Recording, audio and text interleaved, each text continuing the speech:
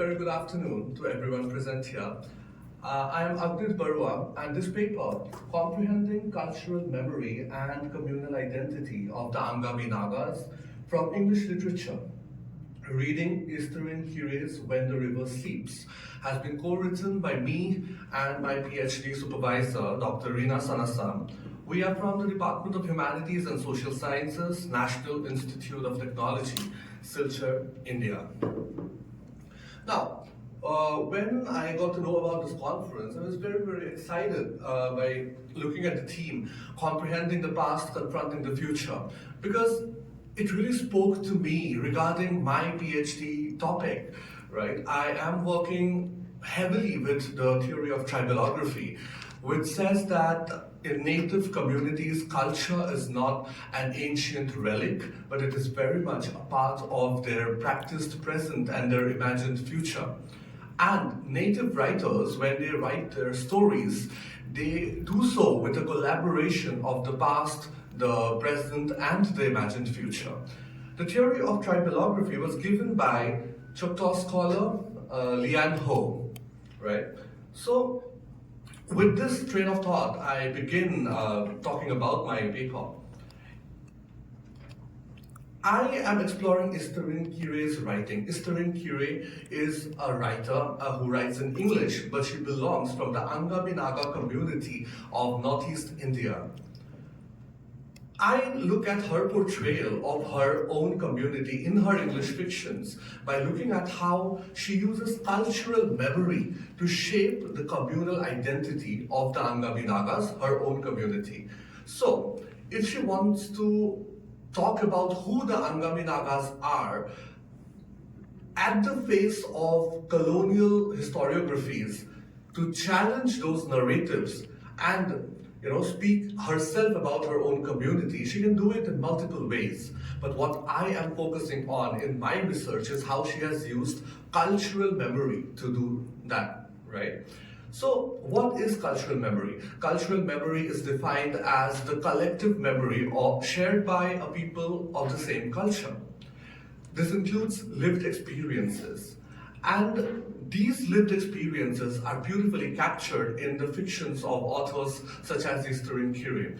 And these go on then to formulate alternate histories on the face of archival history. So, to combat those narratives that the colonizers or the post-colonial Indian state seeks to impose on these tribal ethnic communities, to battle those narratives, these authors come up with these fictions, and when we read these fictions, we find alternate narratives, alternate histories, right? Now, a very beautiful thought that really struck me while working on this paper and while working on my PhD thesis is that traditional knowledge systems, when we talk about traditional knowledge systems, the rituals, the practices, and the scientific the scientific skills that ethnic communities possess, they are nothing else but cultural memory, if you think about it. Because these expertises, these philosophies, they are basically passed down orally. These communities, these ethnic communities never had a script. They were oral communities. So these things were passed down orally by generation after generation, and if it was forgotten, it would be lost. So they made sure not to forget it, and they made sure to transmit it. So that totally makes the traditional knowledge system a cultural memory, if not anything else, right? Now, there has been existing literature in this sort of areas, but how do I depart from the existing literature? First of all, I am not studying the cultural memory of or related to a single event of the past. So basically, the Naga community, the Angami Naga community, they have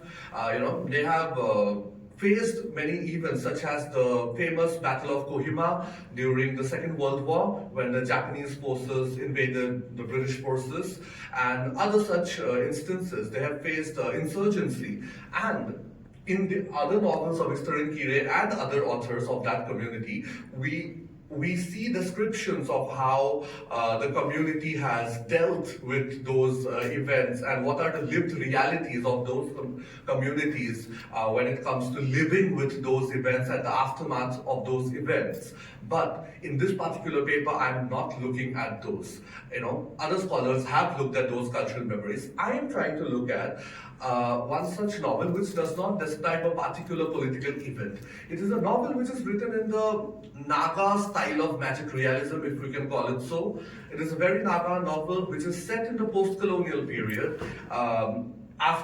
It shows the influence of the Britishers on the Naga culture, but it also shows the Naga rootedness in their spiritual beliefs, their beliefs in the spirit world, and their beliefs in coexisting with the animal world, right?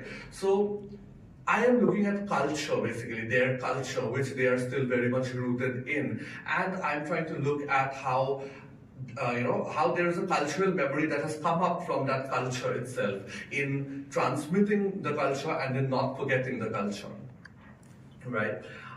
So I'm also not studying any site-specific memory. There will be no particular place, let's say Kohima or Mezoma. There will be no particular place that I'm focusing on, but on the entire, entire area of the hills that the Angami Naga community inhabits in the modern Indian state of Nagaland. Right? So my study is more of cultural, when I talk about cultural memory. And also I'm studying literature to primarily see how this cultural memory goes on to formulate a communal identity of that particular ethnic community, which previous scholars have not covered, right? So these are my departures from existing literature. So yeah, this is something I've already talked about. Now, Easterine Kire I've already talked about. So this is the lady, and this is the particular novel that I'm focusing on, When the River Sleeps. So, the Angami Nagas, there is this modern Indian state of Nagaland, and the very next state, the contiguous state of Manipur. These states host a number of Naga tribes. Nagaland hosts 17 Naga tribes, and Angamis are one of those 17. So I'm focusing on one of these ethnic communities. So this is Angami damsel, and this is Angami boy. So you can just look at the dress, you can look at the attire, it is one thing that it is beautiful, but it also talks a lot about the skill of weaving and the skill of knitting, and it talks about the expertise that these communities really, really hold. And they use a lot of natural elements in their clothing and in their apparel. So their touch with nature is something that can really be visible. Now, what do we find in the particular novel, When the River Sleeps? Firstly, the ethnobotanical knowledge of Angami Nagas. Now, we need to understand that this novel is set post-1963. India got independence in 1947. There was organization of the states, and we had new boundaries and everything, all right? So this is a modern period. We have allopathic medicine, we have condiments in our kitchen, we have some technology to talk about, right? But even in this period, the author showcases the Angami Nagas as people very much in touch with their spiritual beliefs, right? In this particular time frame, we see the main character Willie, who is a hunter and who has set out on a quest to find a sleeping river per se. He wants to find that sleeping river, and when the river is sleeping, he wants to pluck out a stone, which is called a heart stone, which is supposed to give him anything that his heart desires, right? So in his journey, we see how this man, in unknown forests, he can just find something to eat. He can find edible herbs, right? Now, think about it. At a time when there was no monoculture, when there was no village setup in the Angami Naga space, finding herbs, edible herbs in unknown forests could have still been understandable. But what political statement does it make when we see that in times of monoculture, he is still able to retain his skill of recognizing an edible herb in unknown forests? So, no matter how much of cultural erasure of traditional knowledge system attempted by the British colonizers, they still retain a lot of their traditional knowledge system. And that, in terms of my work, is cultural memory, right? Similarly, there is a collective and cultural memory of medicinal herbs, and it's portrayed in a very beautiful manner that he applies a certain thing. Let's say he applies rock bee honey, and a wound of his just gets filled up, or he is stung by nettle leaves and he applies something and the sting goes away. So the sheer quickness of how his wounds are being treated really puts out the political commentary by the author that for our problems, let it be our solutions. Do not bring your Western solutions, right? So that is that. And not forgetting these traditional knowledge bits, even in the post-1963 times, might seem absurd. Yeah, might seem absurd, but I see it as a political commentary that I just explained. So there is a juxtaposition of the traditional and the modern. So Billy, at one point he is very sick in an unknown forest, and he suddenly gets a thought that a century back, my people, they used to believe in sacrificing chickens for our well-being. So I fall sick, I sacrifice a chicken in the forest, and I get fine. That was the belief, right? And then the Christian missionaries came and taught them that Jesus has already sacrificed himself for everything. So you do not need to continue doing sacrifices to your spirits, right? And so you see, in the same thought process, in the same train of thought, he thinks about both these things. He thinks about his tradition, and he thinks about the modern idea that he possesses, right? So there is a juxtaposition of the traditional and the modern. In Kire's portrayal of the Angami Nagas in the text, they still believe in spirits. I have been saying this again and again. It is a post-1963 time. India is already modern, and they still believe in spirits, right? There is another novel of Easterine Kire, Sky is My Father, that is a part of my larger doctoral study. That novel is set a century back, right? That novel is set a century back in time, and there, the portrayal is very much of how a proper Naga village traditionally functioned. And this is a novel set 100 years after the narratives of that novel. And even in this novel, even though they are modern, Willie uses a gun, there is a government, he gets rations from the government, right? Even then, he still believes in spirits. And he learns all of this from a seer, right? Now, there is a belief in weird tigers that is seen in this novel. So Willie is from the Angami tribe, which surround the areas near the state capital of Nagaland, that is Kohima.